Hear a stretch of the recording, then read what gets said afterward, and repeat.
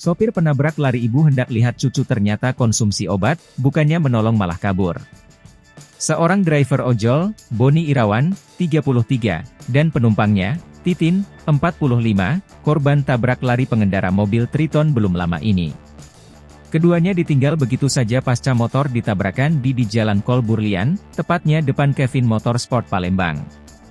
Kini, pengendara mobil Triton yang sempat kabur sudah berhasil diamankan.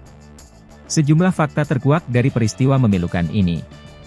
Seperti diketahui, korban Titin dalam perjalanan hendak ke pelabuhan untuk menuju Bangka. Ia mendapat kabar cucunya di Bangka sakit dan bermaksud ia jenguk. Untuk ke pelabuhan, Titin diantar Boni, driver ojek online yang juga tetangga Titin. Diketahui, sopir Triton Maut yang kabur meninggalkan korban di lokasi kejadian bernama Dwiki Arif Samriano, 29.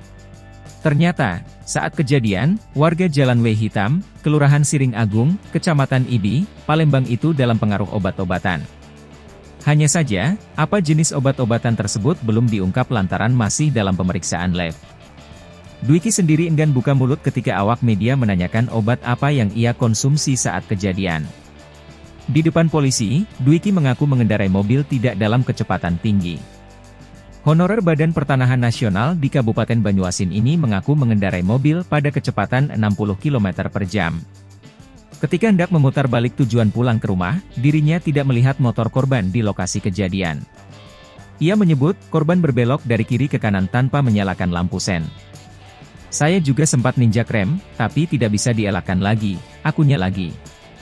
Karena panik melihat korban yang terkapar, ia langsung kabur meninggalkan lokasi kejadian. Ia sebenarnya sudah ada niat menyerahkan diri, tetapi keburu didatangi polisi ke rumahnya. Anak Titin, Awal, 25, mengatakan ibunya saat itu dalam perjalanan hendak ke Bangka menjenguk cucunya.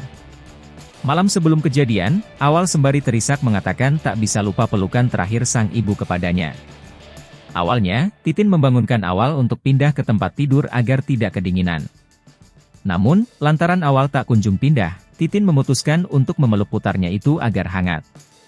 Pagi harinya, sang ibu pamit dan membangunkan Awal lagi.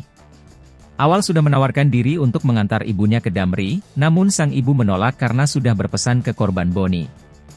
Ketika melanjutkan tidur, Awal bermimpi jika ia bertemu dan dicium oleh seorang perempuan.